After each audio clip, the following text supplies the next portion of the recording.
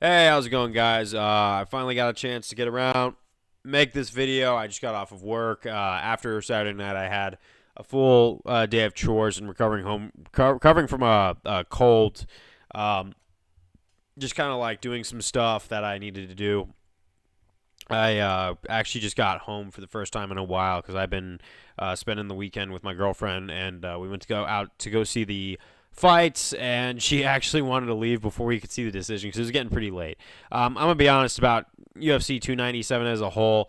A lot of decisions. It was a decision machine of a card, except for like that one last minute finish with Mallet versus Magny. Right, I could get into that on the future of Michael Mallet, but I think that we're going to talk about should there be an immediate rematch of Sean Strickland versus Dricus du Plessis, because I was expecting Sean to retain the title, and then I was actually shocked to see that Dricus won the decision by like split decision. So yeah, I could see that it was definitely a robbery to a lot of people, and I could agree with those arguments. But there's a lot of arguments that I've listened to on how Dricus could have won that. I just think that it was a very close fight. Could have gone either way. If I was going to put my money on it at that point, I was going to pick Sean Strickland. But now that I kind of was able to look back and watch that fight and see Dricus change up his game plan in round two and then mix in those takedowns, I really think that there was a very close fight. Now, do I think that we're going to get a different result if there's a rematch? Probably. The one thing about Sean Strickland is I actually do think that he's funny. His offensive humor to me is awesome because I kind of like that stuff. There's some other things. I understand that there was mixed views about him on the Theo Vaughn show. I really think that he's in a good spot in his modern day, and trauma is one of those things that's really hard to overcome. Trust me, I know that we've all had that. Especially levels of his. I'm not familiar with that, so I can't tell him to just get over it because I don't know what it's like to live with that. But and I hope I never have to. But I really do want to see him kind of play more of that. It doesn't matter where you come from, background, because this guy could be a serious inspiration to a lot of people. And I know he says a lot of anti-PC stuff. I don't really mind that. I think that sometimes a little bit of edgy things need to be said. You just don't take it to heart all the time, right? But having said that, I do think that an immediate rematch does have to go down, or he should at least fight Jared Cannonier first and have two camps to work on the one thing that's going to take his game from 99 to 100, and that's that he was using like the same moves over and over again. I think that kind of made his game plan a little bit predictable, and like Dricus said in the last interview that he did, he's like, I was going to have him fight his fight and fill him out a little bit. And you know what? It worked. Dricus was taking the 5 rounds all that way, and seeing Dricus go 5 rounds,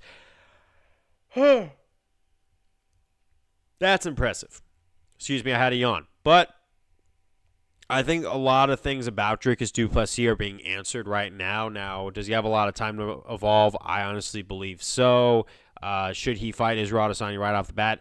I don't think Israel Adesanya has earned that right, because he was saying just, I'm not going to be back until 2027. And now he's like, oh, I'm going to be back now that the belt's changed. And I don't think he wants to refight Sean Strickland at all. And, I think, but if you're afraid of Sean Strickland and you see that Dricus had a close fight with Sean Strickland, I don't know why you want to pick a fight with Dricus, because I think Dricus would smoke Adesanya also. But back to Sean Strickland and his game plan, he just needs to have more moves. Because if he had a lot more moves that were as powerful as his one, his two, his teep kicks, right? I think that definitely he would be that dude that was just a nightmare to deal with, and he'd probably be a next level Anderson Silva almost. I honestly believe that about the guy. But there's a difference between him being extraordinary and extra extraordinary. You know what I'm talking about? Like something that could really bring him up. I want to see Sean succeed. I like seeing that when he got that title. That was awesome. I like seeing him come from nothing and becoming something. I think that's amazing. So I'm Team Strickland in that sense. But I do really think that there were some aspects in that fight that he legitimately fell short that gave the decision to Dricus. I don't think there was any judge bias against him, to be honest. I think that, honestly, they just saw it a different way. And, 2, 3, and 4 were definitely deciding factors, but 1 and 5 definitely went to Strickland. I'm not going to argue that Strickland didn't win that 5th round, but mixing in the takedowns, there's a lot of stuff going on. But if he wants to come back and make sure, and I really think whether it's 1 camp or 2 camps, no matter what option he takes, we're just going to have to wait and see. I think that he should just work on having more moves. He's a grappler. You know that. He's a black belt in jiu-jitsu. So, you know what? He's not a fan to he's not ashamed of grappling, and he's not actually a stranger to any sort of grappling. So, if he were to actually work on wrestling or work on that kind of ground and pound, he could really do some good stuff in there. But I know how the UFC marketing works. Adesanya is probably going to come back and get an immediate title shot, and I really hope Dricus just kind of like shuts him down again, so that way after the behavior that Adesanya has shown, a lot of people are just turned off to him right now, and rightfully so. I don't really have anything against Adesanya, but seeing how he's flip-flopping right now, I just am like, dude, we could all see it at this point. But I really think that he is going to fight Dricus, and I think Dricus is going to have more than his fair share with him. Just because of what Dricus did to Robert Whittaker, it just kind of shows where Dricus and Strickland are both at. But I think the time of Adesanya is basically up for the most part, unless he proves us all wrong again.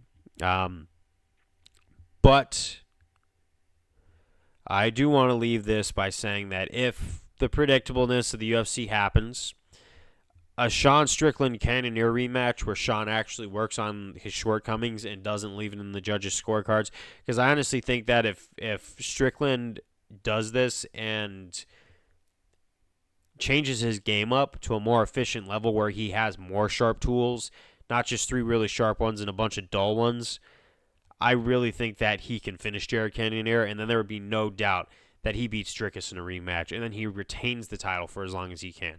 I know he's probably almost past his prime. He's in those years. He's starting to get older. Excuse me. But that's just what I got to say.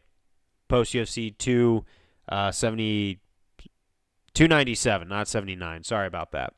But like I said, I've been recovering from a cold. I'm going to go lift weights, go in the steam room, sweat it out, get a little bit better. I will see you guys on the next one.